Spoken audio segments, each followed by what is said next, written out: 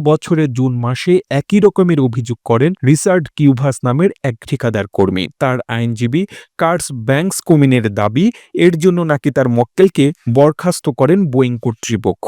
আইনজীবী কুমিন্স জানিয়েছেন, স্প্রিট অ্যারোসিস্টেমস নামের একটি ঠিকাদার সংস্থার কর্মী হিসেবে ড্রিমলাইনারের ফিউজলেস তৈরির সঙ্গে যুক্ত ছিলেন কিউভাস। বোয়িং ও স্প্রিট আমজনতা এবং লগ্নিকারীদের সঙ্গে কপটতা করেছে বলেও একটা সময় অভিযোগ করেন তিনি। কিন্তু আশ্চর্যের বিষয় হলো, এই ব্যাপারে অভিযোগ করা সত্ত্বেও কোনো ব্যবস্থা নেয়নি আমেরিকার ফেডারেল এভিয়েশন অ্যাডমিনিস্ট্রেশন। 2013 সালের জানুয়ারি থেকে জুলাইয়ের মধ্যে অন্তত 5 বার ড্রিমলাইনারের লিথিয়াম আয়রন ব্যাটারিতে শিখাকাণ্ডের মতো ঘটনা ঘটে। ফলে বিশ্বব্যাপী বোয়িংয়ের 787 এর বহরকে কিছুদিনের জন্য বসিয়ে দিয়েছিল FAA। ওই বছর যুক্তরাষ্ট্রের বোস্টনে এই মডেলের একটি উড়োজাহাজের জ্বালানিতে লিকেজ ধরা পড়ে। এছাড়া ইউনাইটেড এয়ারলাইন্সের বিমানের প্রযুক্তিগত ত্রুটির তদন্তে নেমেছিল